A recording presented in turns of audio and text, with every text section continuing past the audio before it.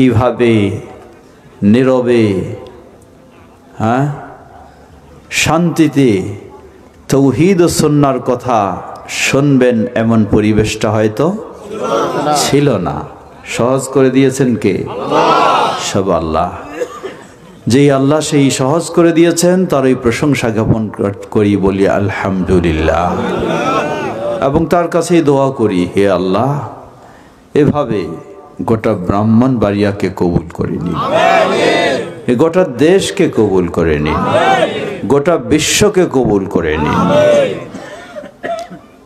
অতঃপর অসংখ্য সালাতু সালাম পেশ করছি প্রিয় রাসূল মুহাম্মদ সাল্লাল্লাহু আলাইহি ওয়াসাল্লাম, তার আসহাবে কেরাম, আহলে বাইত, শেষ দিবস পর্যন্ত তার প্রতিটি একনিষ্ঠ অনুসারীদের উপর। হাম সালাতের পরেই কৃতজ্ঞতা জানাচ্ছি যারা আপনারা আমাদের ভাই আব্দুর রহিম সহ সকলেই সার্বিক সহযোগিতা দিয়ে আজকের এই মাহফিলের আয়োজন করেছেন।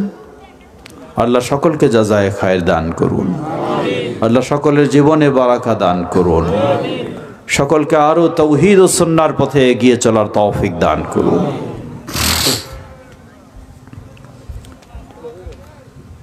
আমার আগে বক্তব্য রাখলেন, যতটুকু বুঝলাম সালাত নিয়ে তিনি কথা বলেছেন। সালাতের গুরুত্ব, সালাতের অপরিহার্যতা, প্রয়োজনীয়তা কোনো সন্দেহ নেই। সালাত ছাড়া ইমানদার দাবি করা যাবে না। কিন্তু আমরা যখন আজান শুনে মসজিদের দিকে যাই, ডানে বামে যারা বসে থাকে তাদেরকে যখন বলি চলো মসজিদে যাই, কি জবাব দেয় জানেন? নামাজ না পড়লেও ঈমান ঠিক আছে। নামাজ না পড়লেও ঈমান ঠিক আছে। আসলে যাদের ঈমান হলো কিছু ডুগডুগি বাজানোর নামে ঈমান, তাদের নামাজ না পড়লেও ঠিক থাকে, তাই না? এটা হলো ইবলিসের ঈমান, না? কিন্তু জান্নাত পাওয়ার ঈমান হলে তাকে অবশ্যই কি লাগবে? সালাত লাগবে, ছাড়া হবে না। আল্লাহ আমাদের সকলকে এমন ঈমানদার হওয়ার তৌফিক দান করুন। প্রিয় ভাইয়েরা আমার, মনে রাখবেন, সালাত আদায় করছেন, সিয়াম পালন করছেন, সবকিছুই করলেন, আবার আল্লাহকেও সেজদা দিলেন, বাবাকেও দিলেন, সফল তো হব, তাই না? হ্যাঁ, মনে রাখবেন। এই জন্য সালাত অবশ্যই, কিন্তু তার আগে অবশ্যই হলো ওই যে আপনি সাক্ষ্য দিয়েছেন, আশহাদু আল্লা ইলাহা ইল্লাল্লাহু ওয়াহদাহু লা শারীকা লাহ। এটাকে সারা জীবনে মনে রাখতে হবে, কখনো ভোলা যাবে না। ভুলবেন তো সব হারাবেন, বলবেন তো সব হারাবেন। লা শারীকা লাহ, এই বিষয়টিকে সারা জীবন সব সময় মনে রাখতে হবে। এটা ছাড়া কোনো মানুষের কোনো জীবনের কোনো ইবাদত আল্লাহর কাছে কবুল হবে না। আল্লাহ বলেন, হাদিস সহিহ মুসলিম, হাদিস কুদসি, মান আমিলা আমালা আশরাকা ফীহি মাই গায়রি তারাকতুহু ওয়া শিরকা। যে ব্যক্তি এমন আমল করবে, সেই আমলে আমার সাথে অন্য আরেকজনকেও জড়ায় নিল, তারাকতুহু ওয়া শিরকা, আমি তাকে এবং তার শিরকপূর্ণ আমলকে প্রত্যাখ্যান করি। আল্লাহ কখনো কবুল করেন না। অনেক সালাত আদায় করলেন, অনেক সিয়াম পালন করলেন, কিন্তু শিরক থেকে মুক্ত থাকতে পারলেন না। মনে রাখবেন, আপনার জীবন কি বরাবর কিছুই নেই, কিছুই নেই। আপনি যেন ছিদ্র বালতিতে কি রাখছেন? পানি রাখছেন। শুধু এতটুকু নয়, এই সালাতেই, এই সিয়ামেই যদি এটার ভিতরে শিরক জড়িয়ে যায়, এটাই আপনার জান্নাতকে হারাম করে দেবে, এটাই আপনার জাহান্নামকে অপরিহার্য করে দেবে। সুতরাং জীবনটা গড়তে হবে। আল্লাহ বলেন, কুল ইন্না সালাতি ওয়া নুসুকি ওয়া মাহইয়ায়া ওয়া মামাতি লিল্লাহি রাব্বিল আলামিন লা শারীকা লাহু ওয়া বিযালিকা উমিরতু ওয়া আনা আউয়ালুল মুসলিমিন। আল্লাহ বলছেন, বলো তুমি এই ঘোষণা দাও, এই স্বীকৃতি দাও, ইন্না সালাতি, আমার সালাত, ওয়া নুসুকি, আমার যাবতীয় ইবাদত, আমার কুরবানি, ওয়া মাহইয়ায়া, এমনকি আমার জীবন, ওয়া মামাতি, আমার মরণ, সব কিছু কার জন্য? লিল্লাহি রাব্বিল আলামিন, গোটা বিশ্ব জগতের যিনি রব, সেই আল্লাহর জন্য। লিল্লাহি তাকবীর, লিল্লাহি তাকবীর। কে তিনি? লা শারীকা লাহ, যার কোনো দিক থেকে কোনো শরীক নেই। প্রিয় ভাইরা আমার, সত্যি আফসোস লাগে, আশ্চর্য মনে হয়, ইসলামের জন্য আপনি এত ত্যাগ স্বীকার করছেন, জীবনটা শেষ করে দিচ্ছেন, কিন্তু শিরক থেকে মুক্ত না হওয়ার কারণে সবটাই আবার আপনাকে জাহান্নামে নিয়ে যাবে, জান্নাত নয়, জাহান্নামে নিয়ে যাবে। আল্লাহ বলছেন সূরা মায়েদা ৭২ নম্বর আয়াত, ইন্নাহু মান ইউশরিক বিল্লাহ ফাকাদ হারামাল্লাহু আলাইহিল জান্নাহ ওয়া মাওয়াহুন নার ওয়া মা লিয-যালিমিনা মিন আনসার। ইন্নাহু মান ইউশরিক বিল্লাহ, যে আল্লাহর সাথে শিরকে লিপ্ত হয়, ফাকাদ হারামাল্লাহু আলাইহিল জান্নাহ, আল্লাহ তার জন্য জান্নাতকে হারাম করে দেন। কথাটা কত বড় দেখুন। জান্নাতের জন্য আপনি সালাত আদায় করেন, ওই কঠিন শীতের রাতে ফজরের সালাত আদায় করছেন জান্নাত পাওয়ার জন্য, কিন্তু আপনি যখন শিরক থেকে মুক্ত থাকতে পারবেন না, এত কিছু হওয়া সত্ত্বেও আপনার জন্য জান্নাত হারিয়ে যাবে। ওয়া মাওয়াহুন নার, অপরিহার্য হবে জাহান্নাম। প্রিয় ভাইরা আমার, এজন্য প্রতিটি মুসলিমকে সব সময় মনে রাখতে হবে, আমার জীবনটা যেন আমি কি মুক্ত করতে পারি? শিরক মুক্ত করতে পারি। আমার জীবনটা যেন আমি শিরক মুক্ত করতে পারি। শিরক এতই ভয়াবহ বিষয়, গোটা জীবনটা আপনি ইবাদত করলেন, অসংখ্যবার সালাত আদায় করলেন, রমাদানের সিয়াম পালন করলেন, বাইতুল্লাহ হজ উমরা করলেন, কিন্তু আবার শিরকে লিপ্ত হলেন, গোটা জীবনটাই আপনার সব ইবাদত বরবাদ। আল্লাহ বলছেন, ওয়ালাউ আশরাকু লাহাবিতা আনহুম মা কানু ইয়ামালুন, যদি তারা শিরকে লিপ্ত হয়, অতীত জীবনে দীর্ঘ 50, 60, 70, 100 বছর বয়সে যত আমল করেছে সবগুলি বরবাদ হয়ে যাবে। ভয়ঙ্কর বিষয়। এটি বোঝানোর জন্য আমি ছোট্ট একটি উদাহরণ দেই। আপনি একটি ভবন বানালেন, 100 তলার ভবন। কত তলার?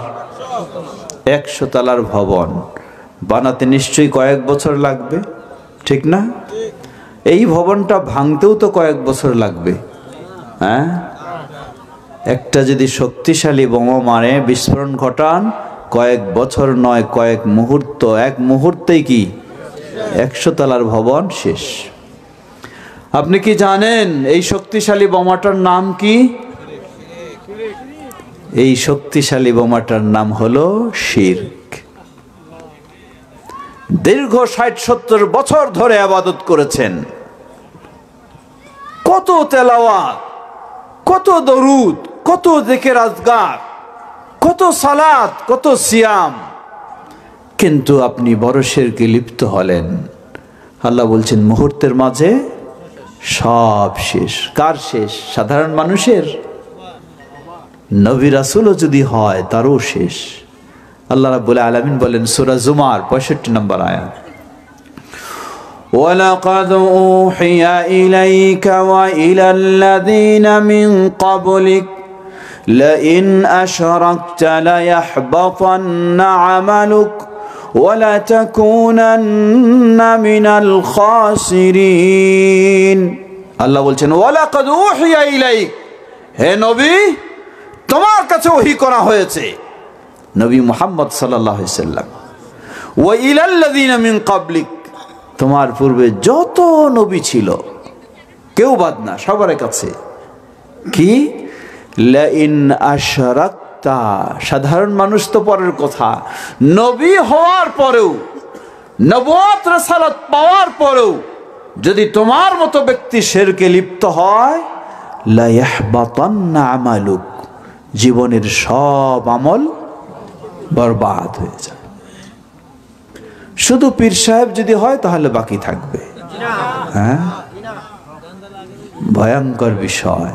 প্রিয় ভাইরা আমার, একটু ভিতরে যেতে চাই, কিভাবে আমরা শিরকে লিপ্ত হই। তার আগে ছোট্ট একটি দাওয়াত আপনাদের জানিয়ে দেই। আগামী 7 এবং 8 ফেব্রুয়ারি, কত? 7 এবং 8 ফেব্রুয়ারি ঢাকা আশুলিয়া বাইপাইলে বাংলাদেশ জমিয়ত আহলে হাদিসের 2 দিন ব্যাপী ইন্টারন্যাশনাল কনফারেন্স, আন্তর্জাতিক মহাসম্মেলন অনুষ্ঠিত হবে ইনশাআল্লাহ। যেই মহাসম্মেলনে সৌদি আরব থেকে, কুয়েত থেকে, ইমারত থেকে, বাহরাইন থেকে, ইন্দোনেশিয়া থেকে, পাকিস্তান থেকে, ভারত থেকে, নেপাল থেকে বিশিষ্ট ইসলামী স্কলারগণ আমন্ত্রিত ইনশাআল্লাহ। আপনাদের সকলকে সেই মহাসম্মেলনে বিশেষভাবে দাওয়াত জানাচ্ছি।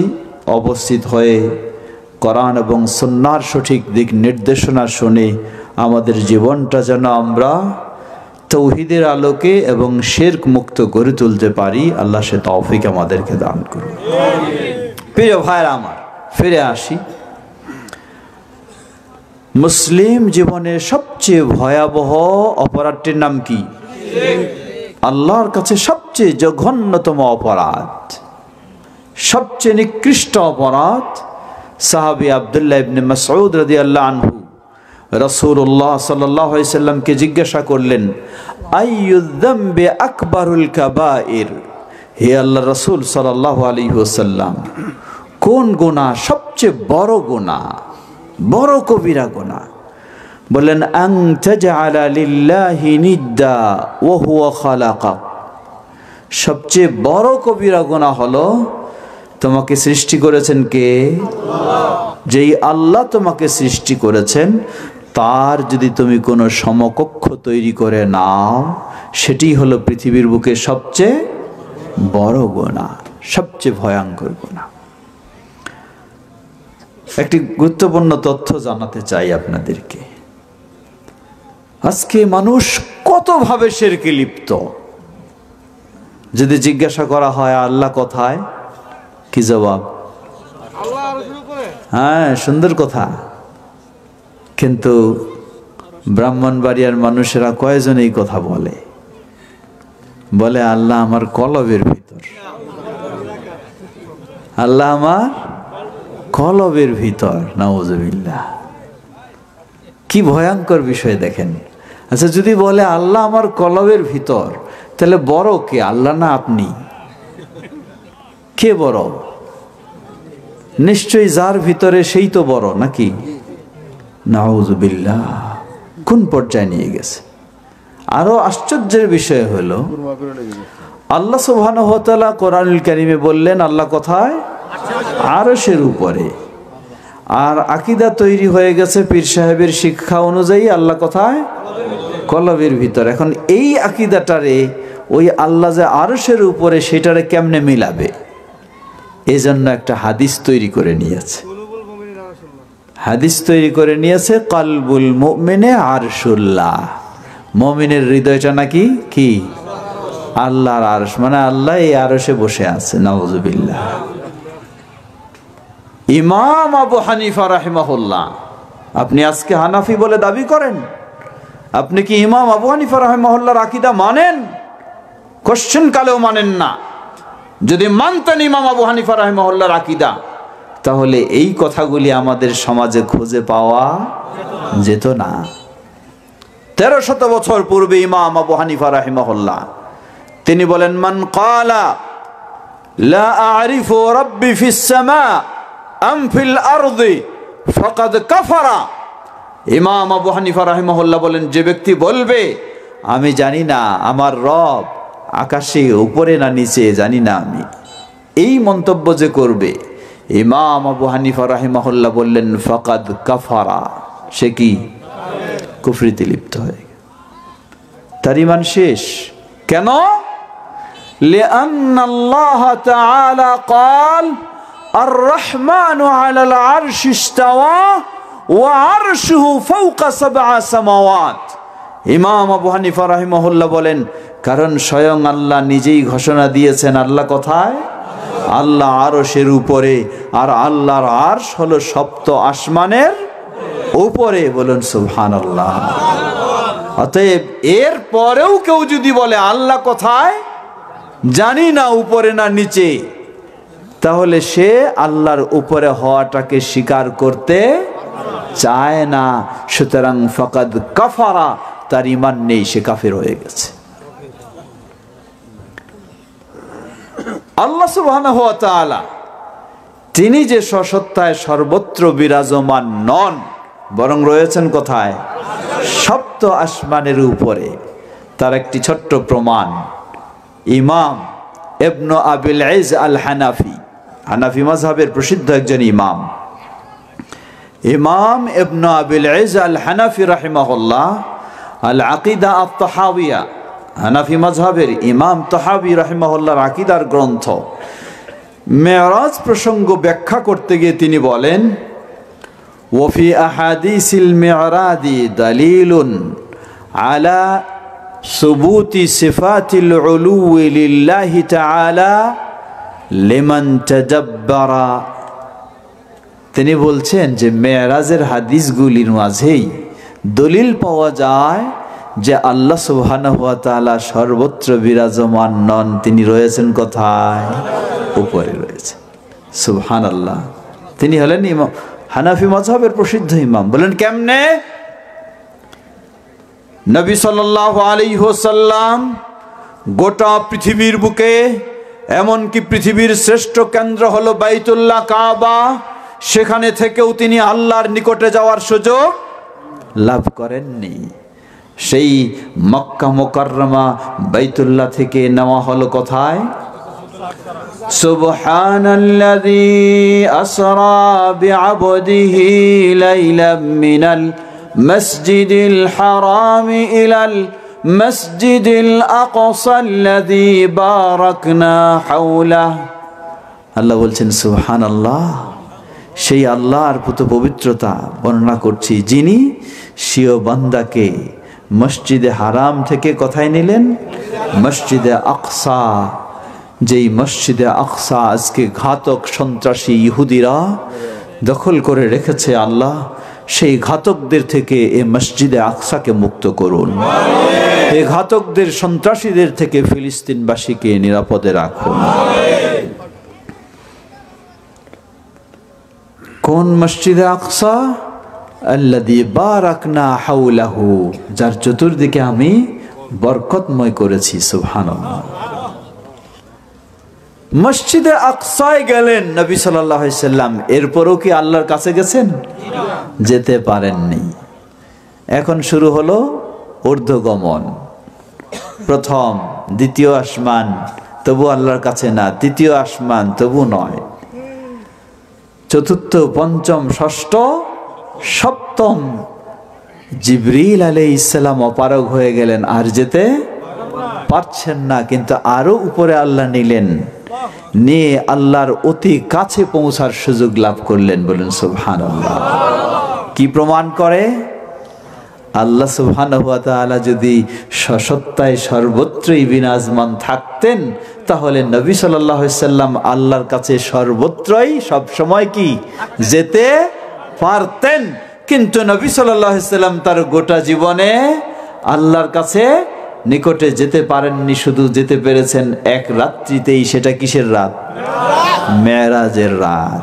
এজন্য ইমাম ইবনে আবিল ইজ আল হানাফি রাহিমাহুল্লাহ তিনি বলছেন, যে ব্যক্তি একটু চিন্তা করবে, এই মেরাজের হাদিসগুলি একটু বুঝবে, তাহলে তার কাছে স্পষ্ট হবে আল্লাহ সুবহানাহু ওয়া তাআলা সসত্তায় সর্বত্র বিরাজমান নন। তিনি রয়েছেন কোথায়?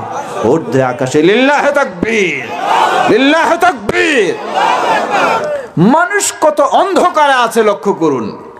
মুফতি সাহেবের ডিগ্রির শেষ নাই, তবু তিনি যেন অন্ধকারে হাবুডুবু খাচ্ছেন, ঠিক না? এই মেরাজের ঘটনা তিনি মানুষকে শোনাচ্ছেন যে নবী সাল্লাল্লাহু আলাইহি সাল্লাম এই হলেন সেই হলেন, উপরে উপরে যেতে যেতে সেখানে চলে গেলেন, কিন্তু তার এতটুকু বিবেক নাই যে এই হাদিসেই তো আমাকে শিক্ষা দেয় আল্লাহ যদি সর্বত্রই বিরাজমান হতেন, তাহলে তো মক্কা থাকতেই আল্লাহর রাসূল আল্লাহর নিকটে চলে যেতে পারতেন, অথবা বাইতুল মুকাদ্দাসে চলে যেতে পারতেন। কিন্তু তা তো হলো না।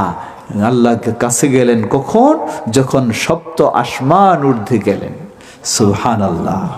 এজন্য ইমাম আবু হানিফা রাহিমাহুল্লাহ বলছেন, আপনি তো অন্যের আকীদা নেবেন না, আপনি ইমাম আবু হানিফারই আকীদা নেবেন, নিয়ে নেন। ইমাম আবু হানিফা রাহিমাহুল্লাহ বলেন, ফাকাদ কাফারা, সে কুফরিতে লিপ্ত হয়েছে, নেই তার ঈমান। কেন নেই? কারণ আল্লাহর বিষয়ে সবচেয়ে কে বেশি জানেন? আল্লাহর বিষয়ে সবচেয়ে বেশি জানেন আল্লাহ নিজেই। সুবহানাল্লাহ। আর সেই আল্লাহ বলছেন আর রহমানু আলাল আরশি ইস্তাওয়া। সুতরাং প্রতিটি মুসলিমকে এটি বিশ্বাস করতে হবে। মানব জাতির মাঝে আল্লাহর বিষয়ে সবচেয়ে কে বেশি জানেন? মুহাম্মদ সাল্লাল্লাহু আলাইহি ওয়াসাল্লাম। আর এই মুহাম্মদ সাল্লাল্লাহু আলাইহি ওয়াসাল্লামই গোটা দুনিয়াতে আল্লাহর নিকটে যাওয়ার সুযোগ পাননি, পেয়েছেন কখন? সপ্ত আসমানের ঊর্ধ্বে গিয়ে। বলুন সুবহানাল্লাহ। সুতরাং এটি প্রমাণ করে, মুসলিমদেরকে আকীদা শিক্ষা দেয় যে আল্লাহ সসত্তায় সর্বত্র বিরাজমান। কলবের ভিতর তো পরের কথা, যদি বিশ্বাস করেন সর্বত্র রয়েছেন, তাহলে ইমাম আবু হানিফা রাহিমাহুল্লাহ বললেন আপনার ঈমান নাই। কোথায় আপনি ইমাম আবু হানিফার অনুসারী দাবি করেন? এজন্য আশ্চর্য হতে হয়, আপনি আজকে ইমাম আবু হানিফা রাহিমাহুল্লাহর অনুসারী বলে দাবি করেন। সত্যিই যদি আপনি ইমাম আবু হানিফা রাহিমাহুল্লাহর অনুসারী দাবি হতেন, তাহলে আপনার আকীদা এত নোংরা থাকতো না, ঠিক কিনা? আপনি শিরকে হাবুডুবু খেতেন না। আজকে নিজের মন মতো আপনি হাদিস তৈরি করে নিতেন না। অথচ ইমাম আবু হানিফা রাহিমাহুল্লাহ তিনি বললেন, জেনে রাখো, ইদা সাহহাল হাদিস ফাহুয়া মাযহাবি। যখন এই পৃথিবীতে কোনো জায়গায় কখনো কোনো হাদিস সহিহ বলে প্রমাণিত হবে, আমি আবু হানিফা বলে যাচ্ছি, সেটাই হলো আমার মত ও পথ। বলুন আলহামদুলিল্লাহ। আজকে আহলুল হাদিস বা সালাফিদের কথা কিন্তু এটাই। তারাই প্রকৃতপক্ষে ইমাম আবু হানিফার আকীদা মানে, ইমাম আবু হানিফার অনুসরণ করে। আর আপনি মিথ্যাবাদী, কখনো আপনি ইমাম আবু হানিফার অনুসারী নন। আল্লাহ আমাদের সকলকে ইমাম আবু হানিফা রাহিমাহুল্লাহ থেকেও আকীদা শিক্ষা নেওয়ার তৌফিক দান করুন, বিশেষ করে আল্লাহর বিষয়ে। প্রিয় ভাইয়েরা আমার, প্রসঙ্গ প্রোগ্রামে যেহেতু এসে গেছে, কতটি স্মরণ করে দেই। আজকে আমাদের দেশের চাঁদ দেখা অনুযায়ী রজব মাসের সম্ভবত 25 তারিখ হয়ে গেল। 26 দিবাগত রাতটি হলো কিসের রাত? হ্যাঁ, বলে গেছেন নাকি? শবে মেরাজ করবেন না? 26 দিবাগত 27 রাতটি এই দেশে ঘোষণা দেওয়া হয় শবে মেরাজের। এই উপলক্ষে রোজা রাখা, এই উপলক্ষে আরো কিছু ইবাদত করা, রাত্রি জাগরণ করা, সবগুলি কি রাসূলুল্লাহ সাল্লাল্লাহু আলাইহি ওয়াসাল্লাম থেকে প্রমাণিত। মেরাজ অবশ্যই প্রমাণিত, মেরাজ আমরা অবশ্যই বিশ্বাস করব, কারণ মেরাজ হলো রাসূলুল্লাহ সাল্লাল্লাহু আলাইহি ওয়াসাল্লামের জীবনে একটি বড় গুরুত্বপূর্ণ অধ্যায়।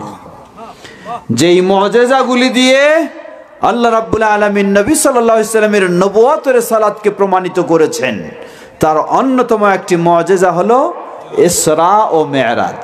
এখানে দুটি জিনিস, একটি হলো ইসরা আর একটি হলো মেরাজ। ইসরা মানে হলো রাতের বেলা এক জায়গা থেকে আরেক জায়গায় ভ্রমণ করানো। মসজিদে হারাম থেকে মসজিদ আল আকসা কয়দিনে ভ্রমণ করেছেন? হ্যাঁ, সেই যুগে সবচেয়ে গতিশীল বাহন দিয়ে মসজিদে হারাম থেকে মসজিদে আকসা যেতে 1 মাস সময় লাগতো, 1 মাস। অথচ আল্লাহ সুবহানাহু ওয়া তাআলা নবী সাল্লাল্লাহু আলাইহি সাল্লামকে নিয়ে গেছেন ঘন্টাও নয়, মুহূর্তের মাঝে। সুবহানাল্লাহ। এইখানে দেখুন, মানুষ সঠিক জিনিসগুলিকে সরাসরি গ্রহণ করতে চায় না, একটু বাঁকা করে গ্রহণ করতে চায়। আমাদের আলেমরা কি ওয়াজ করে বলে যে আল্লাহ রাব্বুল আলামিন আসমান, জমিন, সূর্য, চাঁদ সবকিছুকে স্থির করে রাখলেন। মানে স্থির করে রাখলেন, গতিটা বন্ধ করে দিয়ে, আর নবী সাল্লাল্লাহু আলাইহি সাল্লামকে নিয়ে গেলেন যত বছরেই লাগুক, তারপর আবার ঘোরায় নিয়ে আসে, তারপর চাঁদ, চন্দ্র, সূর্য সবকে চালু করে দিলেন। আরে অদ্ভুত কথা। আচ্ছা বলেন তো, যদি আল্লাহ রাব্বুল আলামিন চন্দ্র সূর্যকে স্থির করে রাখেন, এটি অলৌকিক বিষয় না? অবশ্যই অলৌকিক বিষয়। আবার যদি মুহূর্তের মাঝে আল্লাহ রাব্বুল আলামিন নবী সাল্লাল্লাহু আলাইহি সাল্লামকে নিয়ে আবার ঘোরায় নিয়ে আসেন, এটা কি অলৌকিক হবে না? অবশ্যই অলৌকিক হবে। তো যেটা সঠিকভাবে প্রমাণিত এটাই আপনি নেন, আবার মন গড়া কিছু তৈরি করার কি প্রয়োজনটা আপনার? আল্লাহ রাব্বুল আলামিন তো এটাই, তিনি সব অসম্ভব কার জন্য সম্ভব? আল্লাহর জন্য। সব অপারক, তিনি পারক কে? আল্লাহ রাব্বুল আলামিন। অতএব আপনাকে অন্য কৌশলে এটারে নিতে হবে কেন যে আল্লাহ সব থামায় রাখলেন তারপর নিয়ে গেলেন? আল্লাহ রাব্বুল আলামিন সব চলমানের মধ্য দিয়ে মুহূর্তের মধ্যে যা মানুষ 1 মাসে যায়, সেটি মুহূর্তের মাঝে আল্লাহ রাব্বুল আলামিন নবী সাল্লাল্লাহু আলাইহি ওয়াসাল্লামকে নিয়ে ফিরে আসলেন। এটাই তো হলো অলৌকিক ঘটনা, এটাই আশ্চর্যের বিষয়। বরং এই মেরাজ ছিল নবী সাল্লাল্লাহু আলাইহি ওয়াসাল্লামের জীবনে। আজকে উন্নত প্রযুক্তির যুগে আমরা স্যাটেলাইট ব্যবহার করছি। 1400 বছর পূর্বেই নবী সাল্লাল্লাহু আলাইহি ওয়াসাল্লামকে দিয়ে আল্লাহ রাব্বুল আলামিন স্যাটেলাইট দেখাই দিয়েছেন। বলুন সুবহানাল্লাহ। কেমনে? সহিহুল বুখারীর হাদিসে এসেছে, হাদিস সহিহুল বুখারীর। নবী সাল্লাল্লাহু আলাইহি ওয়াসাল্লাম মেরাজের রাতের পরের দিন মক্কার মানুষকে শোনালেন যে দেখো আজকে তো এই ঘটনা ঘটে গেছে। মক্কার মানুষ তো খুব সোজা নাকি? হ্যাঁ, বললেন আর মেনে নিলেন? হ্যাঁ না, মেনে নিয়েছিলেন আবু বকর as-সিদ্দিক রাদিয়াল্লাহু তাআলা আনহু, কিন্তু মক্কার অন্য মানুষেরা মেনে নেয়নি। তারা উল্টা বলে ফেললো, কি বলেন আপনি? যেখানে যাইতেই লাগে শুধু 1 মাস, আর আপনি সেটা গেলেন আবার ঘুরে আসলেন, আবার উপরেরটা তো পরের কাহিনী। ঠিক আছে, আমরা এবার পরীক্ষা করব। উপরে তো কেউ যায় নাই, সেটা তো পরীক্ষা নেওয়ার সুযোগ নাই। কোন ব্যবসায়ী তারা মসজিদে আকসা গেছিল, তারা এখন পরীক্ষা নেবে মসজিদে আকসা কি রকম আছে। নবী সাল্লাল্লাহু আলাইহি ওয়াসাল্লাম তো পরীক্ষা দেওয়ার জন্য প্রস্তুতি আগে থেকে নেন নাই, ওইভাবে দেখেও আসেন নাই, কিভাবে জবাব দিবেন? কিন্তু ভরসা কার উপরে? আল্লাহর উপরে। ওমান ইয়াতাওয়াক্কাল আলাল্লাহ ফাহুয়া হাসবুহ, যে আল্লাহর উপরে ভরসা রাখবে আল্লাহই তার জন্য যথেষ্ট। বলুন সুবহানাল্লাহ। ওমান ইয়াত্তাকিল্লাহ ইয়াজআল লাহু মাখরাজা, যে আল্লাহকে ভয় করে চলবে আল্লাহ যতই কঠিন বিপদ হোক তার সহজ পথ বের করে দেবেন। সুবহানাল্লাহ। নবী সাল্লাল্লাহু আলাইহি ওয়াসাল্লাম বললেন, হাদিস সহিহুল বুখারীর, ওয়ালাম্মা কাযাবাতনি কুরাইশ, এই কুরাইশের মানুষেরা আমাকে যখন মেরাজের বিষয়টা, এই ইসরার বিষয়টা অস্বীকার করলো, মিথ্যা জানলো, বিশ্বাস করলো না, ফাকুমতু ফিল হিজরে, আমি হিজরে হাতিমে প্রবেশ করলাম। হাতিম মানে কাবার যে এক সাইডে অর্ধ ওয়াল রয়েছে, এখানে আমি দাঁড়ালাম। দাঁড়ানোর সাথে সাথে ফাজাল্লাল্লাহু লি বাইতুল মুকাদ্দাস, আল্লাহ সুবহানাহু ওয়া তাআলা আমার চোখের সামনে বাইতুল মুকাদ্দাস তুলে ধরলেন। সুবহানাল্লাহ, আমি স্বচক্ষে দেখছি আর তাদের যত প্রশ্ন সেই প্রশ্নের সব জবাব দিচ্ছি। সুবহানাল্লাহ, সহিহুল বুখারীর হাদিস। স্যাটেলাইট আজকে দেখতেছেন আপনি, কিন্তু আল্লাহ রাসূল সাল্লাল্লাহু আলাইহি ওয়াসাল্লামকে আল্লাহ রাব্বুল আলামিন বলবেন যে উন্নত প্রযুক্তির যুগ, নবীর যুগ কি হয়ে গেছে? অতীত হয়ে গেছে, আমরা আরো আধুনিক যুগে এসে গেছি। না, আল্লাহ সুবহানাহু ওয়া তাআলা 1400 বছর পূর্বে নবী সাল্লাল্লাহু আলাইহি সাল্লামকে যেই আধুনিকতা দিয়েছেন, কিয়ামত পর্যন্ত সেই আধুনিকতা কারো পৌঁছা সম্ভব নয়। কেমনে নয়? জবাব, এই যুগেও মানুষ প্রচেষ্টা করে কোন গ্রহে গেছে? চাঁদের দেশে গেছে, তাই না? মঙ্গল গ্রহ গেছে। সবগুলি কোথায়? সবগুলি এই প্রথম আসমানের ভিতরে। সুবহানাল্লাহ, সবগুলি প্রথম আসমানের ভিতরে। কিন্তু 1400 বছর পূর্বে আল্লাহ সুবহানাহু ওয়া তাআলা নবী মুহাম্মদ সাল্লাল্লাহু আলাইহি ওয়াসাল্লামকে জাগ্রত অবস্থায় সশরীরে ওই প্রথম আসমান নয়, দ্বিতীয়, তৃতীয়, চতুর্থ, পঞ্চম, ষষ্ঠ, সপ্তম আসমান, তারও ঊর্ধ্বে আল্লাহ রাব্বুল আলামিন নবী সাল্লাল্লাহু আলাইহি ওয়াসাল্লামকে নিয়েছেন। লিল্লাহি তাকবীর। যেটা কোনো দিন কিয়ামত পর্যন্ত কারো পক্ষে ঊর্ধ্বে যাওয়া সম্ভব হবে। সুবহানাল্লাহ, যতই আপনি উন্নত প্রযুক্তি নিয়ে আসেন, যতই বিজ্ঞান নিয়ে আসেন, যতই আধুনিকতা নিয়ে আসেন, কিন্তু আল্লাহ সুবহানাহু ওয়া তাআলা মুহাম্মদ সাল্লাল্লাহু আলাইহি ওয়াসাল্লামকে ঊর্ধ্ব জগতে যাওয়ার যে শ্রেষ্ঠত্ব দিয়েছেন, এই পরিমাণে কারো পক্ষে সম্ভব নয়। সব দিক দিয়ে আল্লাহ রাব্বুল আলামিন মুহাম্মদ সাল্লাল্লাহু আলাইহি ওয়াসাল্লামকে শ্রেষ্ঠত্ব দিয়েছেন। কিন্তু আফসোসের সাথে বলতে হয়, আমাদের কিছু মানুষের কাছে তাদের মুর্শিদ নাকি মুহাম্মদ সাল্লাল্লাহু আলাইহি ওয়াসাল্লামের চেয়েও শ্রেষ্ঠ। যে কেমনে? কয় মুহাম্মদ সাল্লাল্লাহু আলাইহি ওয়াসাল্লাম কিছু সমস্যায় পড়লে অপেক্ষা করতেন কখন আল্লাহর কাছ থেকে ওহী আসবে, আর এই মুর্শিদ বাবা কোনো সমস্যায় পড়লে অপেক্ষা করতে হয় না, খালি চক্ষু বন্ধ করলে আল্লাহর সাথে ডাইরেক্ট কানেকশন হয়ে যায়। নাউজুবিল্লাহ, নাউজুবিল্লাহ। নাস্তিকরাও হার মানে, কিন্তু এই আস্তিক বিশ্বাস করতে চায় না তার মুর্শিদ নাকি বেশি আরো মর্যাদাশীল। নাউজুবিল্লাহ। কিভাবে মুমিন দাবি করতে চায়, কিভাবে নিজেকে মুসলিম বলে? প্রিয় ভাইরা আমার, সুতরাং এই মেরাজ একদিক থেকে যেমন নবী সাল্লাল্লাহু আলাইহি ওয়াসাল্লামের শ্রেষ্ঠত্ব প্রমাণিত হয়, এই মেরাজ তেমন প্রতিটি মুসলিমকে শিক্ষা দেয় আল্লাহ সুবহানাহু ওয়া তাআলা স্বসত্তায় সর্বত্র বিরাজমান নন, তিনি রয়েছেন সপ্ত আসমানের ঊর্ধ্বে। বলুন সুবহানাল্লাহ। সেখান থেকে তিনি সবকিছু দেখেন, সবকিছু শোনেন, সবকিছু জানেন, সবকিছু ক্ষমতা প্রয়োগ করতে পারেন। সকল ক্ষমতার উৎসকে না জনগণ? এইবার দেখেন কেমনে কেমনে শিরক করেন। কেউ যদি বলে সকল ক্ষমতার উৎস জনগণ, তাহলে কি হবে? শিরক, প্রকাশ্য শিরক, কোনো সন্দেহ নেই। আপনি কোন দল করেন আর যাই দল করেন, আপনি যদি মুসলিম হন তাহলে আপনার বিশ্বাস থাকতে হবে সকল ক্ষমতার উৎস আল্লাহ সুবহানাহু ওয়া তাআলা। এমন কি আপনার বডিটা, আপনি নিজের বডিতেও কোনো ক্ষমতা রাখেন না, ঠিক কিনা? প্রচন্ড পেশাবের চাপ এসে গেছে, থামাইতে পারবেন? হ্যাঁ, কখনো থামাইতে পারবেন? তাহলে নিজের 3 হাত 3.5 হাত বডিতে আপনি ক্ষমতা রাখেন না, আর কিসের বলেন যে সকল ক্ষমতার উৎস জনগণ? নিজের বডিটারে আপনি ক্ষমতা রাখেন না। প্রিয় ভাইরা আমার, এটিও শিরক। খুব সহজ কথা, কিন্তু শিরক। আপনাকে সব সময় বিশ্বাস করতে হবে সবকিছুর মালিক কে? আল্লাহ। সকল কিছুর মালিক আল্লাহ। প্রিয় ভাইরা আমার, স্মরণ করে দেই, অতএব শবে মেরাজ বলতে অবশ্যই রয়েছে মেরাজের রাত, কিন্তু শবে মেরাজের ইবাদত বলতে ইসলামে কিছু নেই। কিন্তু আশ্চর্য হলো, একজন মুসল্লি 5 ওয়াক্ত সালাত নেই, আর ইমাম সাহেবকে গিয়ে বারবার জিজ্ঞাসা করে, হুজুর কবে শবে মেরাজের রাত?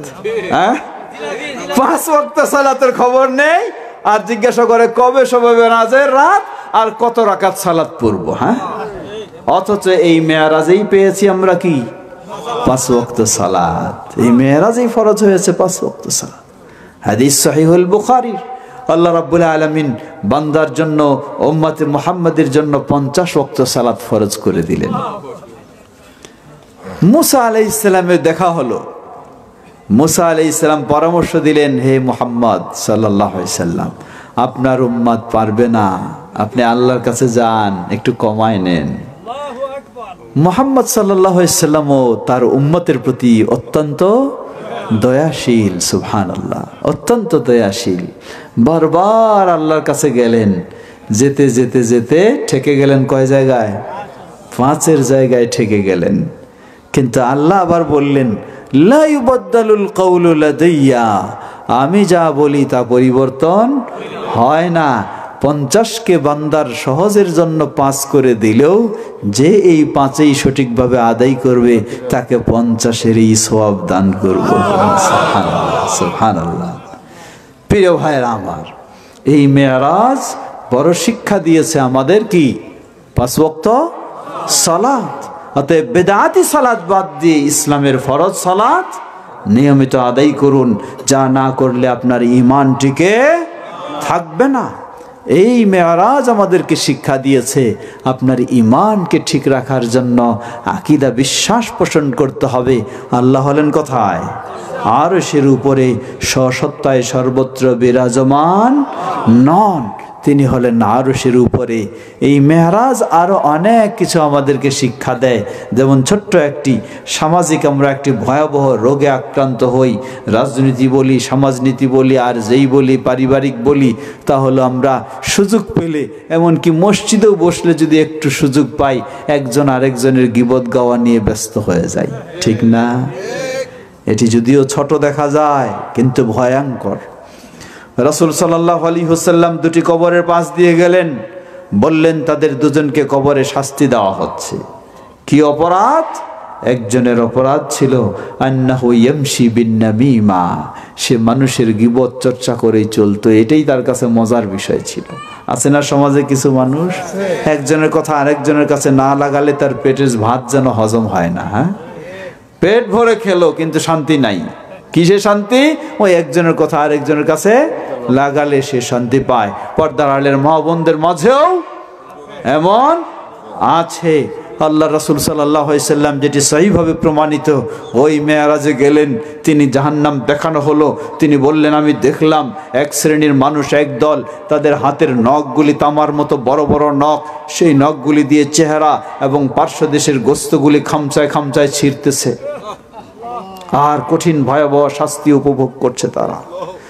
জিজ্ঞাসা করলেন জিবরিল আলাইহিস সালামকে, কারা এরা, কেন এদের এত ভয়াবহ শাস্তি? নবী সাল্লাল্লাহু আলাইহি সাল্লামকে জবাবে বললেন, এরা হলো আপনার উম্মতের ওই ব্যক্তিরা যারা জীবদ্দশায় মানুষের গোশত খেতে পছন্দ করত, মজা পেত, তাদের শাস্তি। গোশত খেতে মজা পেত মানে আল্লাহ সুবহানাহু ওয়া তাআলা বলেন, ওয়ালা ইয়াগতাব বাদুকুম বাদা আইয়ুহিব্বু আহাদুকুম আইয়াকুলা লাহমা আখিহি মাইতাতা, তোমাদের কেউ যেন একজন অপরজনের গীবতে লিপ্ত না হয়। কেউ কি তোমাদের তার মৃত ভাইয়ের গোশত ভক্ষণ করতে পছন্দ করে? সুতরাং আমরা মেরাজ থেকে শিক্ষা নিয়ে পরস্পরে দোষ ত্রুটি, সমালোচনা, এই গীবত, পরনিন্দা, সেগুলি প্রত্যাখ্যান করে যেন সুন্দর থাকতে পারি। আল্লাহ আমাদের সে শিক্ষা নেওয়ার তৌফিক দান করুন। প্রিয় ভাইরা আমার, ফিরে আসে আবার ওই কথায়। প্রথমে বলছিলাম, এখানে কি মেয়েদের আলাদা প্যান্ডেল আছে না নেই? হ্যাঁ, মেয়েদের আছে। আচ্ছা, মা বোনেরা, যেহেতু অন্য বিষয় রয়েছে তাই ছোট্ট একটি স্মরণ করে দিয়ে আবার আমি আমার সেই ফিরে যাব। ইসলাম নারীদের জন্য বিষয়টিকে খুব সহজ করে দিয়েছে, তাই না? বলুন আলহামদুলিল্লাহ। কিন্তু আমাদের মা বোনেরা সহজটা নিতে চায় না, তারা দেশ চালাবেই আর আগুন জ্বালাবেই, হ্যাঁ, জোর করে চালাবে, হ্যাঁ, আর দেশে অশান্তি চালাবে। আল্লাহ যাকে যেখানে দায়িত্ব দিয়েছে সেখানেই থাকলে শান্তি, ঠিক কিনা? অন্যের জায়গায় চলে গেলে অশান্তি। আমেরিকার মতো দেশে নারী যতই লাফালাফি করুক তারে প্রেসিডেন্ট বানায় না, ঠিক কিনা? আমেরিকার মতো দেশে খেয়াল রাখবেন, বারবার নারী আসে কিন্তু টিকতে পারে না। তারাও জানে যে এই বড় জায়গাটায় কি গ্যাঞ্জাম লাগানোর লোক নিয়ে আসা যাবে না, দেশ শেষ হয়ে যাবে। তারা জানে ঠিকই, কিন্তু তারা মুসলিমদের মাথায় চাপায় দেয় আর বকা মুসলিমেরা এটার পিছনেই দৌড়ায় খালি, ঠিক কিনা? আল্লাহ হেদায়েত দান করুন। ইসলাম নারীদের জন্য সহজ করে দিয়েছে। পর্দার আড়ালের মা বোনেরা, আল্লাহ রাসূল সাল্লাল্লাহু আলাইহি ওয়াসাল্লাম বললেন, আইয়ু ইমরাতিন সাল্লাত খামসাহা, কোন মুসলিম নারী যদি দিনরাত 24 ঘন্টায় কয় ওয়াক্ত? 5 ওয়াক্ত সালাত আদায় করে। কেমনে আদায় করবে? স্বামী যেমনে আদায় করে তেমনি, তাই না? স্বামীর কথা তো মানতে হবে। জবাব, স্বামীর কথা অবশ্যই মানতে হবে, কিন্তু স্বামীর কথায় ইবাদত করতে হবে না। ইবাদত করতে হবে মুহাম্মদ সাল্লাল্লাহু আলাইহি ওয়াসাল্লামের অনুসরণ করে। অতএব পুরুষ হোক নারী হোক সবাই সালাত আদায় করবে কার অনুসরণ করে? মুহাম্মদ সাল্লাল্লাহু আলাইহি ওয়াসাল্লামের। সমাজে প্রচলিত কিছু ভুল শিক্ষা দেওয়া হয়, মেয়েরা নাকি মাটিতে হাত পা সব ছেড়ে দিয়ে শুয়ে সালাত আদায় করবে, সেজদা দেবে। এমন সেজদা ভুল, এটি কখনো বিশুদ্ধভাবে প্রমাণিত হয়নি। একজন পুরুষ যেভাবে 7টি অঙ্গের উপরে সেজদা দিয়ে থাকে, একজন নারীও সহিহ হাদিসের আলোকে সেভাবে সেজদা দেবে। একজন পুরুষ যেভাবে রুকু করে, একজন মেয়ে মানুষও সেভাবে রুকু করবে। কিন্তু পুরুষের মতো তো মেয়ে মানুষের পোশাক নয়, তার পোশাক থাকবে গোটা বডিটা সুন্দরভাবে ঢেকে নেবে। অতএব ইসলামের মৌলিক কিছু পার্থক্য রয়েছে, কিন্তু উঠা বসা, রুকু সেজদা, হাত বাঁধা, হাত তোলা, নারী পুরুষের মাঝে সহিহ হাদিসের আলোকে কোনো পার্থক্য নেই। আল্লাহ রাসূল সাল্লাল্লাহু আলাইহি ওয়াসাল্লাম বললেন, কোন মুসলিম নারী যদি দিনরাত 24 ঘন্টায় 5 ওয়াক্ত সালাত আদায় করে, ওয়াসামাত শাহরাহা, রমাদানের সিয়াম পালন করে, ওয়া হাফিজাত ফারজাহা, এবং পর্দার সাথে চলে, না বেপর্দায় চলে? বলে কি? যা বলবেন বলেন, 2টা ওয়াজ করেন না। কয়টা? 2টা। একটা হলো পর্দা, আরেকটা কি? না, একটা হলো পর্দা, আরেকটা হলো জর্দা। এই বেপর্দার বিরুদ্ধেও কথা বলা যাবে না, জর্দার বিরুদ্ধেও কথা বলা যাবে না। এমনকি বড় বড় মুফতি সাহেবরা জর্দা টর্দা দিয়ে একেবারে শাহজাদি হারামজাদি খেয়ে মুখ দিয়ে যেমন কি ফেনা লাল টাল বাইর হইতেছে, হ্যাঁ, নাউজুবিল্লাহ, কি বিভৎস চেহারা, কি বাজে জিনিস। আমাদের একজন বক্তা ছিলেন, খুব সুন্দরভাবে বলতে পারতেন। ওই উত্তরবঙ্গে বৃহত্তর রংপুরে এগুলি বেশি আবাদ হয়। বললেন যে কুষ্টিয়াতেও হয়, ধন্যবাদ। বলেন যে এই গাছটা কি গরু খায়? খায় না। ছাগলে খায়? না, খায় না। এটা কুকুর শ্রীগালে খায়? তাও খায় না। হাঁস মুরগি খায়? তাও খায় না। পোকামাকড় খায়? তাও খায় না। লা হাওলা ওয়ালা কুওয়াতা ইল্লা বিল্লাহ। মানুষ এতই নিম্নমানের হয়ে গেল, যেটা কুকুর শ্রীগালও খায় না এটা মানুষই নাকি খায়। নাউযুবিল্লাহ, মানুষ এত খারাপ জিনিস খেতে পারে? হ্যাঁ, লা হাওলা ওয়ালা কুওয়াতা ইল্লা বিল্লাহ। সুতরাং তামাক, জর্দা, বিড়ি, সিগারেট, কোরআন সুন্নাহর অসংখ্য দলিল, এগুলি ডাইরেক্ট হারাম, কখনো হালাল নয়, কোনো মুসলিমের জন্য বৈধ নয়, কোনো মুসলিমের জন্য বৈধ নয়। এখন মুফতি সাহেব খায় অভ্যাস হয়ে গেছে। জিজ্ঞাসা করলেন, ভাই এটা কি? আপনি আপনার মতো বড় মুফতি সাহেব খাইতেছেন? কয় এটা মাকরুহ। আরে মাকরুহ মানে কি? যদি মাকরুহ এতটুকু বলেন যে অপছন্দনীয়, বুঝলাম, এটুকুই মেনে নিলাম। আপনার মতো ভালো মানুষ খারাপ জিনিসটা কেন পছন্দ করবে? আপনার মতো ভালো মানুষ তো পছন্দনীয় জিনিস নিবে, অপছন্দনীয় কেন? ঠিক কিনা? সুতরাং বেপরদাও যেমন হারাম, ঝরদাও তেমন হারাম। আল্লাহ আমাদের সকলকে এই থেকে বিরত থাকার তৌফিক দান করুন। আল্লাহ রাসূল সাল্লাল্লাহু আলাইহি ওয়াসাল্লাম বললেন, ওই তৃতীয় বৈশিষ্ট্য হলো মুসলিম নারী পর্দার সাথে তার সতীত্ব সংরক্ষণ করে। চতুর্থ হলো ওয়া আতাআত বালাহা, তার স্বামীর সাথে ভালো আচরণ করে। কোনো মুসলিম নারী যদি তার জীবনে এই চারটি বৈশিষ্ট্য সঠিকভাবে পালন করতে পারে, রাসূল সাল্লাল্লাহু আলাইহি ওয়াসাল্লাম ওই মুসলিম নারীর জন্য সুসংবাদ দিয়েছেন। তাকে বলেছেন কিয়ামতের কঠিন বিভীষিকাময় দিনে তাকে বলা হবে, কিলা লাহা দুখুলিল জান্নাতে বিআইয়ি বাবিন শিতি। দুনিয়ার জীবনে কষ্ট করে 5 ওয়াক্ত সালাত আদায় করেছো সঠিকভাবে, রমাদানের সিয়াম পালন করেছো, পর্দার সাথে জীবনযাপন করেছো, স্বামীর সাথে ভালো আচরণ করেছো, যার কারণে তোমার জন্য আজকে সুসংবাদ হলো তোমার সামনে জান্নাতের সব দরজাগুলি খুলে দেওয়া হয়েছে। যেই দরজা দিয়ে ইচ্ছা হয় তুমি সেই দরজা দিয়ে জান্নাতে প্রবেশ করো। সুবহানাল্লাহ, সুবহানাল্লাহ। নারীদের জন্য ইসলাম কত জান্নাত সহজ করে দিয়েছে। সুবহানাল্লাহ। নারী কে? নারী হয় আমার মা, অথবা আমার স্ত্রী, অথবা আমার বোন, অথবা আমার মেয়ে। এর বাইরে আর কেউ নয়। আমরা কি চাই না আমাদের মা, আমাদের স্ত্রী, আমাদের মেয়ে জান্নাতি হোক? অবশ্যই চাই।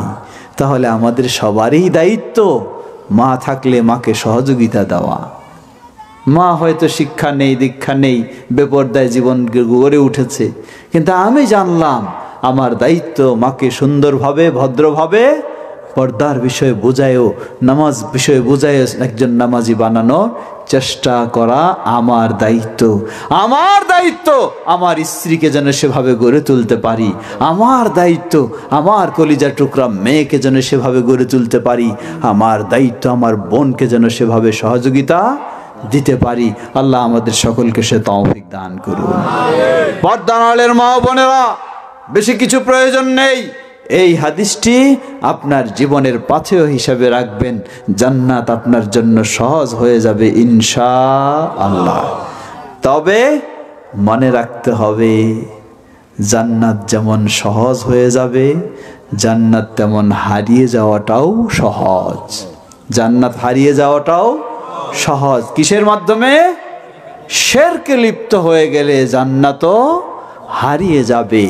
তাই পর্দার আড়ালের মা বোনেরা, সহজ সরল মনের মানুষ, আপনারা বেশি দিনের প্রতি, ইসলামের প্রতি দুর্বলতা থাকার কারণে যা কিছু এসে যায় সব কিছু মেনে নেওয়ার চেষ্টা করেন না। তা হবে না। হয় আল্লাহর কোরআনে থাকতে হবে, নয় রাসূলুল্লাহ সাল্লাল্লাহু আলাইহি সাল্লামের সহিহ হাদিসে থাকতে হবে।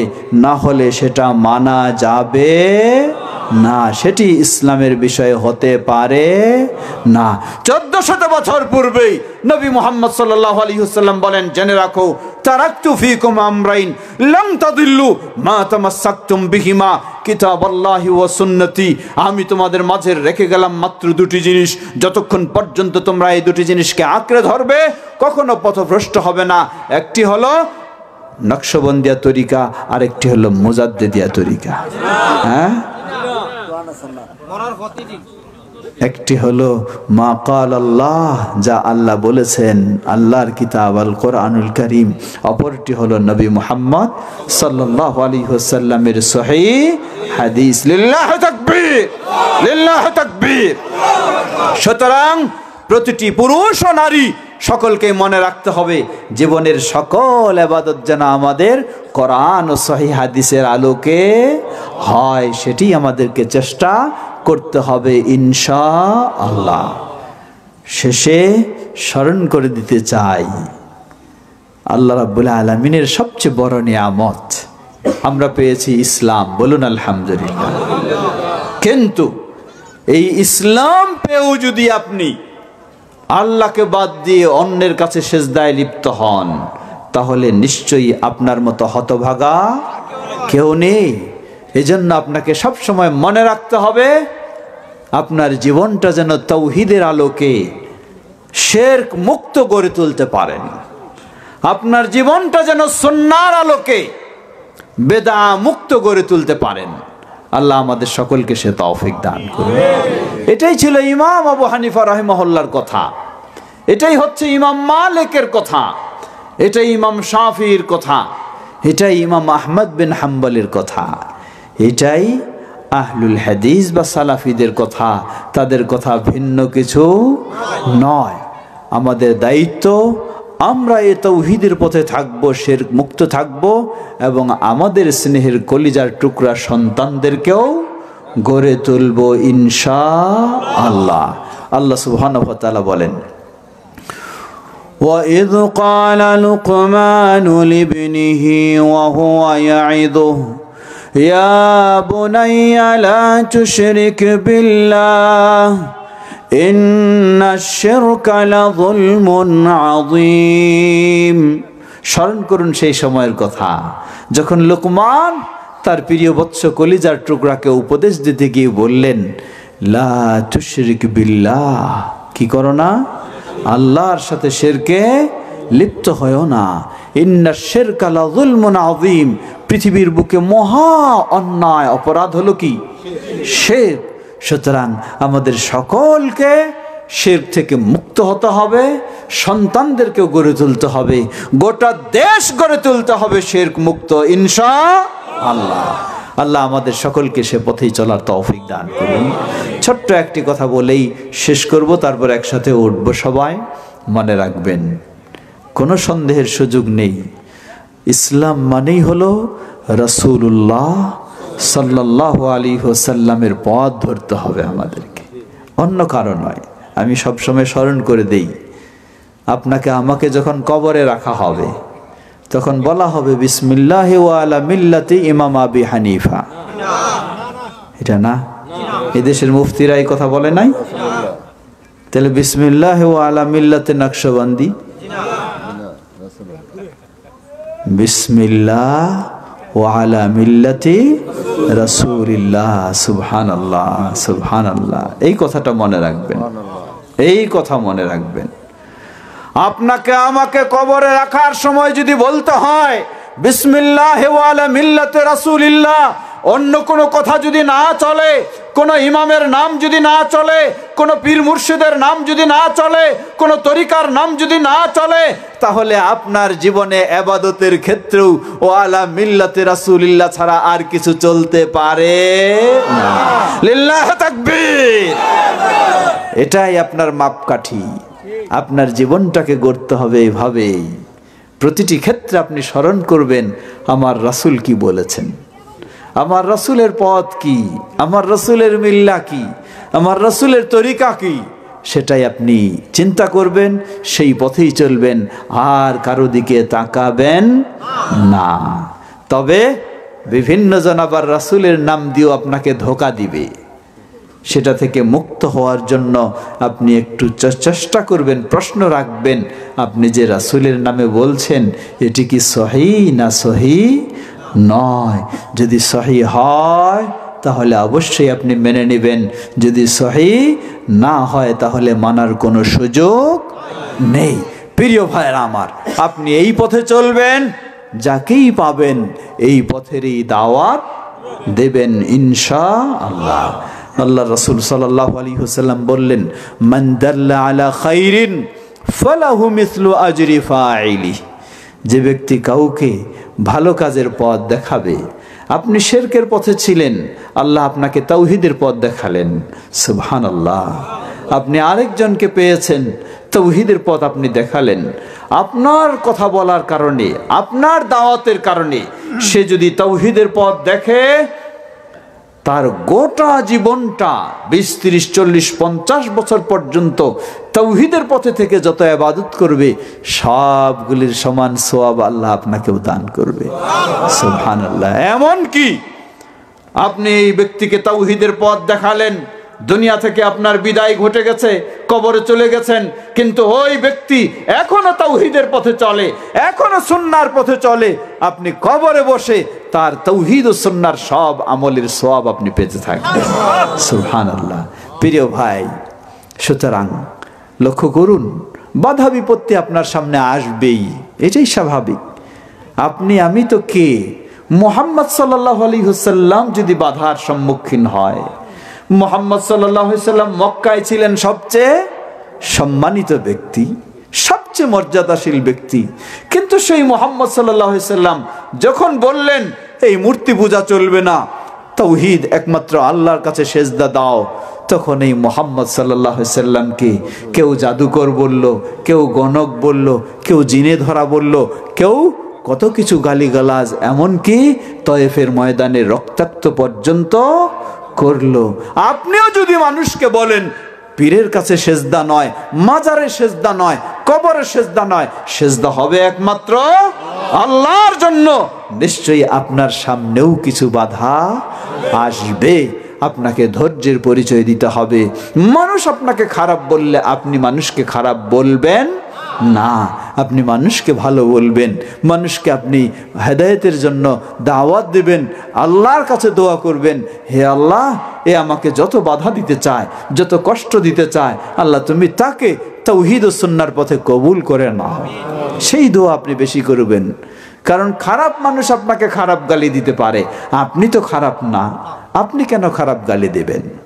খারাপ মানুষ আপনার কাছে পায়ে পড়ে ঝগড়া করতে আসবে, আপনি ঝগড়া করবেন না, আপনি ভদ্রতার পরিচয় দিবেন, ধৈর্যের পরিচয় দিবেন, সাহায্য চাইবেন আল্লাহর। ইনশাআল্লাহ আল্লাহ রাব্বুল আলামিন আপনার এই দোয়া কবুল করলে নবী সাল্লাল্লাহু আলাইহি সাল্লামের দোয়া কবুল করে যেমন ওই মক্কার কাফেরদের বীর মুজাহিদ তিনি মুসলিমের বীর মুজাহিদে ওমর ইবনুল খাত্তাব রাদিয়াল্লাহু আনহু হয়ে গেলেন, আপনার দোয়া আল্লাহ কবুল করলে যিনি আপনাকে তাওহীদের পথে বাধা দেন, সুন্নাহর পথে বাধা দেন, তিনি একদিন আপনার জন্য তাওহীদের পথে আপনার বন্ধু হয়ে যাবেন ইনশাআল্লাহ। গত কিছুদিন আগেই, বেশি দিন নয়, মাত্র কয়েকদিন আগে কিশোরগঞ্জের এক প্রোগ্রামে গেলাম। সেই প্রোগ্রামে গেলে যেই বাসায় মেহমানদারি খাওয়া দাওয়ার জন্য নিয়ে গেলেন, সেই ভাই শেষটায় আমাকে বলতেছেন, শাইখ মনে কিছু নেবেন না, আমরা ছিলাম ওই ব্যক্তি যারা এই মসজিদটাকে মেনে নিতে পারি নাই, আমরা ছিলাম ওই ব্যক্তি যারা এই মসজিদটাকে ভাঙার জন্য সেখানে গিয়েছিলাম, আজকে আমরাই আপনাকে মেহমানদারি করছি। সুবহানাল্লাহ। এটি আল্লাহ যদি কবুল করে, আপনাকে যারা আজকে বাধা দিচ্ছে তারাই একদিন আপনাকে সেই সহযোগিতা দেবে ইনশাআল্লাহ। কিন্তু আমাদের করণীয় হলো আল্লাহর পথে, তাওহীদের পথে ধৈর্যের সাথে আমাদেরকে অবিচল থাকতে হবে, ধৈর্যের পরিচয় দিয়ে আল্লাহর সাহায্য চেয়ে চলতে হবে। সেই আহ্বানেই সকলকে জানাবো ইনশাআল্লাহ। আপনি একটু সুন্দর পরিকল্পনা নিয়ে চেষ্টা করুন।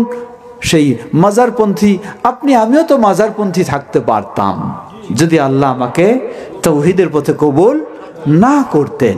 অতএব যে ব্যক্তি রয়েছে তাকে আপনি তুচ্ছ-তাচ্ছিল্য নয়, তাকে সুন্দরভাবে বোঝানোর চেষ্টা করুন, তাকে ধৈর্যের সাথে তার পিছনে লেগে থাকুন, আর আল্লাহর সাহায্য চান, হয়তো আল্লাহ একদিন কবুল করবেন ইনশাআল্লাহ।